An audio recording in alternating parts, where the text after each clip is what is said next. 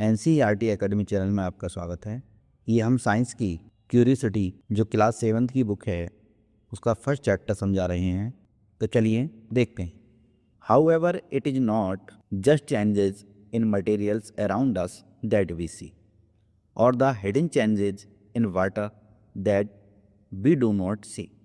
However, लेकिन it is not just, ऐसा नहीं है just changes in materials around us that we see, कि हम सिर्फ अपने आसपास की चीज़ों में होने वाले बदलाव और the hidden changes in water that we do not see, या पानी में होने वाले उन छिपे हुए बदलावों को देखते हैं जो हमें दिखाई नहीं देते। As we are growing our bodies are changing as well. As we are growing, जैसे जैसे हम बड़े होते हैं हमारी बॉडी में भी बहुत सारे परिवर्तन होने लगते हैं। Specially around the middle school years our bodies are changing rapidly.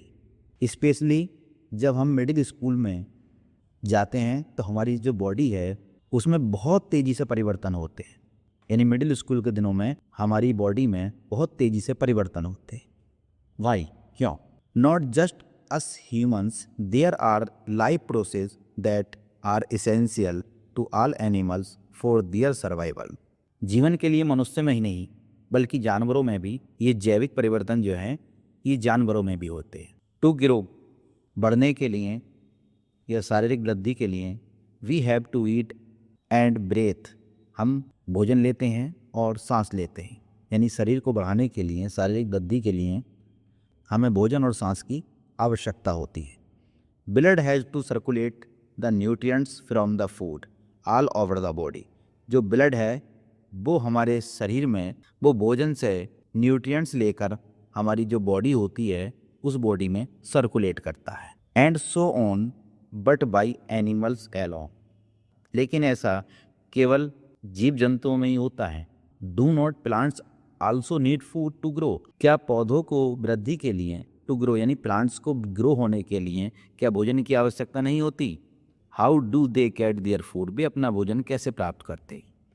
Do they also breath, क्या वे भी सांस लेते हैं? हाउ, कैसे? Over the time that life has evolved on our planet Earth, it has figured out how to do this in a beautifully and carefully balanced way. जैसे जैसे पृथ्वी पर जीवन का विकास हुआ, over the time that life has evolved on our planet Earth, जैसे जैसे हमारी पृथ्वी पर जीवन का विकास हुआ हमारे इस ग्रह, इस प्लानेट ने इसे ब्यूटीफुल यानी सुंदर और केयरफुली बैलेंस करने का तरीका सीख ली। बट वाट इज टाइम, समय क्या होता है? The clock on the wall और a wrist watch tell us the time. जो वॉल पर क्लॉक होती है या रिस्ट वॉच होती है वो हमें समय बताती है। एंड हाउ इट पासेस, ये कैसे बताती है? We get prepare to go to school in the morning, हम सुबह स्कूल जाने के लिए प्रिपेयर करते हैं। And are ready to sleep at night, और रात को सोने के लिए रेडी होते हैं। But have you thought about how we measure time, लेकिन आप सोच सकते हैं कि आप किस तरीके से टाइम को मेजर करते हैं। And how fast does something happen, और बहुत सी क्रियाएं यानी कोई भी क्रिया कितनी तीव्रता से होती है। Long before the age of electric clocks and digital watches, early human observe the shadows of objects in the sun and use the position of the shadow to tell the time.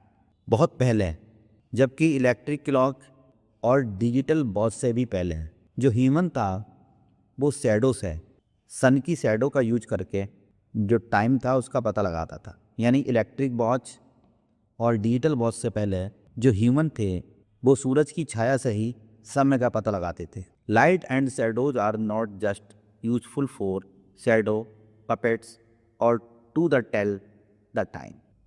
Light और shadow ये केवल समय का ही पता लगाने में लाभदायक नहीं है। Naturally light help us see, and today we have developed a lot of ways to generate light.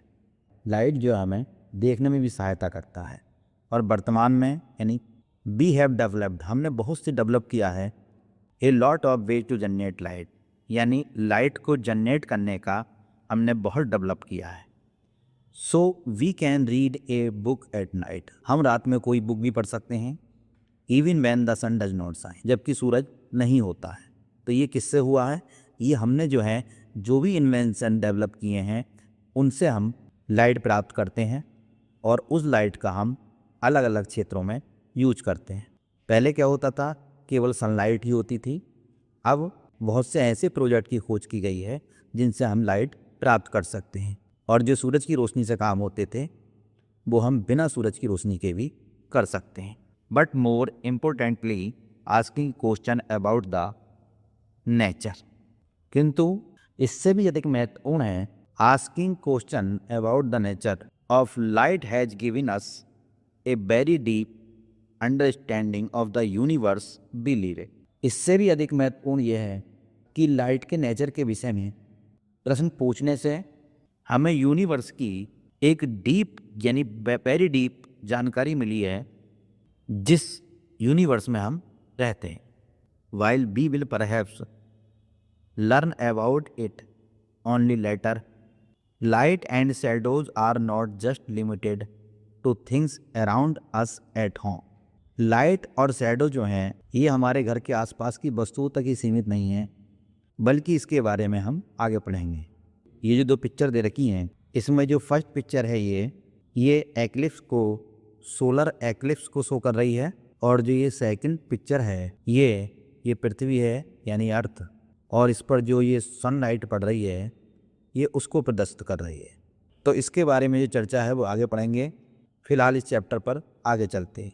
Even the earth and the moon can cast shadows leading to the fascinating phenomena of eclipse. यानी earth और moon जो हैं यानी इनकी भी shadow बनती हैं, जिससे एक्लिप्स जैसी जो है कोई फिनोमेना घटित होती है। यानी अर्थ और मून ये जो हैं इनकी भी शैडो बनती है जब कोई एक्लिप्स की फिनोमेना होती है। अब एक्लिप्स क्या है? एक्लिप्स आपने ग्रहण के बारे में पढ़ा होगा, सूर्य ग्रहण और चंद्र ग्रहण। सूर्य ग्रहण को सोलर एक्लिप्स कहते हैं और चंद्र ग्रहण को ल्यूनर एक्लिप्स कहते हैं। तो सूर्य ग्रहण और चंद्र ग्रहण की जो घटनाएं हैं इनको हम आगे विस्तार से समझेंगे। इसी बुक में जो सबसे लास्ट में चैप्टर आएगा उस चैप्टर में हम एक्लिप्स को समझेंगे। अब चलिए आगे चलते हैं। And of course we have day and night that depend on receiving light from the sun. जो पृथ्वी पर दिन और रात होते हैं वो जो सन से जो लाइट प्राप्त होती है उससे होते हैं। To understand all of this we need to know how the earth rotates around its axis.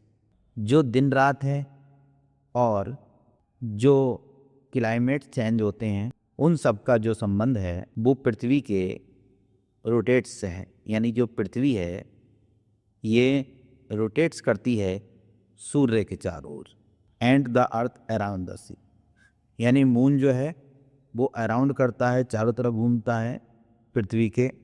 And the earth around the sun, और जो पृथ्वी है ये सूर्य के चारों ओर घूमती है, तभी दिन रात होते हैं और मौसम परिवर्तन होते हैं। And the consequences of these movements on life on our beautiful planet. इन सभी का प्रभाव हमारे जीवन पर किस प्रकार पड़ता है। While all this might have your head spinning, think about it. इन सब बातों से आपका जो सर है वो अवश्य ही चकरा जाएगा, फिर भी इन बातों के बारे में आप विचार करें। Is not it is amazing, क्या ये आश्चर्यजनक नहीं है? That we humans can wonder about the wonderful world we live in, कि जिस वंडरफुल वर्ल्ड में हम रहते हैं उससे हम अचंभित भी हो सकते हैं।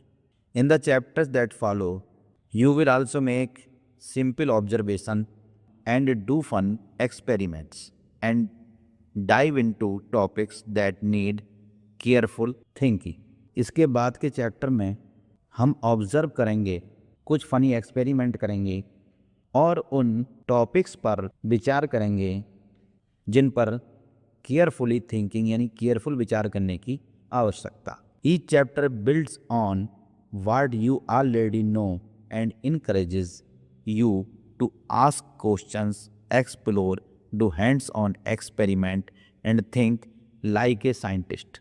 Each chapter, प्रत्येक चैप्टर builds बनाता है on what you already know, जो कुछ भी तुम पहले से जानते हो, and encourages you to ask question. और ये आपको प्रश्न पूछने, explore, do hand on experiments, खोज करने और एक्सपेरिमेंट करने, और थिंक लाइक ए साइंटिस्ट, एक साइंटिस्ट की तरह सोचने में प्रोत्साहित करता है। As you will find out even those experiments that seem to confirm what we think will happen. आप पाएंगे कि जो प्रयोग हमारे विचार से होने वाली घटना की पुष्टि करते प्रतीत होते हैं, might lead to some additional questions, वे भी कुछ एडिशनल क्वेश्चंस को जन्म दे देते हैं, that might need more experiments and more question, और उनके लिए मोर एक्सपेरिमेंट और मोर क्वेश्चन की आवश्यकता हो सकती है। अब देखिए यहाँ पर एक डायग्राम बन रहा है, ये लेज़र लाइट है जो कि इस गिलास पर पड़ रही है। ये एक एक्सपेरिमेंट है। तो जब लेज़र जो है जब वाटर में एंट्री करती है तो उस समय उसकी डायरेक्शन बदल जाती है। तो ये आप आगे पढ़ेंगे, लाइट चैप्टर में आएगा। अब देखिए आगे चलते हैं। हैप्पी एक्सप्लोरिंग, ये एक्टिविटी दे रखी है, क्वेश्चन द आंसर, इसको बाद में देखेंगे। इन स्कूल और during test you are usually given questions and expected to find the answers. जब आपके विद्यालय में आपका टेस्ट होता है तो आपको बहुत सारे क्वेश्चन दिए जाते हैं और जिनके उत्तर आप देते हैं। But let's turn that around, हम इस क्रिया को उलट देते हैं, यानी आपसे क्वेश्चन ना पूछ के आपको आंसर दे देते हैं। To think like a scientist it is equally important to ask interesting question, यानी साइंटिस्टों की तरह सोचने के लिए इंटरेस्टिंग क्वेश्चन पूछना भी महत्वपूर्ण है। Great scientist do not just answer questions, जो महान वैज्ञानिक होते हैं वो केवल प्रश्नों का उत्तर ही नहीं देते, दे आस्क अमेजिंग वास, बल्कि वे बहुत ही अमेजिंग पूछते हैं।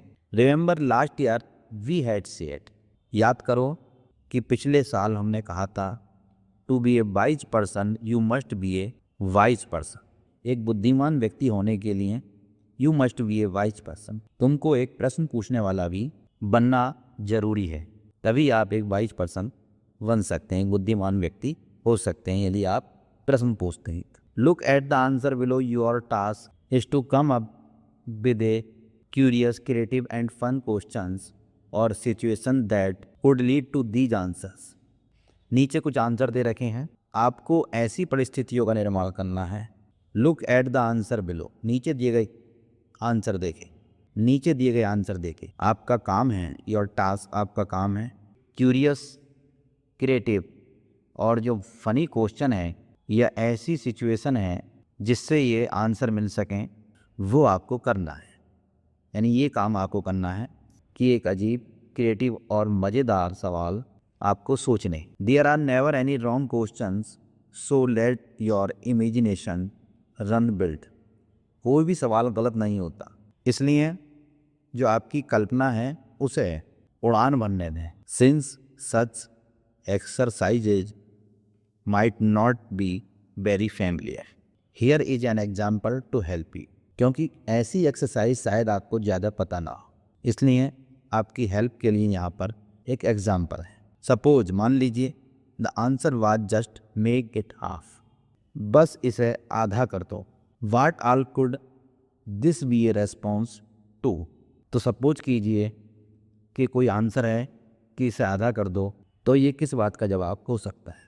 वेल, खैर, it could range from how do we ensure getting equal shares of cake, हम ये कैसे पक्का करें केक का बराबर हिस्सा मिले, इक्वल शेयर ही मिले केक का। To my essay is too long, से लेकर मेरा जो एसे है बहुत लंबा है, और I can not fit this in the envelope, या मैं इसे लिफाफे में नहीं रख सकता, और even I can not dance to such a long song, यहाँ तक कि मैं इतने लंबे गाने पर डांस नहीं कर सकता। ऑल वेरी डिफरेंट, सब बहुत अलग है। So let's see what kind of creative questions you can ask, तो आइए देखते हैं आप किस तरह के क्रिएटिव सवाल पूछ सकते हैं। तो ये हमारे कुछ क्वेश्चन हैं, इसको हम नेक्स्ट वीडियो में देखेंगे, और इस चैप्टर से संबंधित जितने भी इस चैप्टर से क्वेश्चन आंसर बनाए जा सकते हैं। Thank you.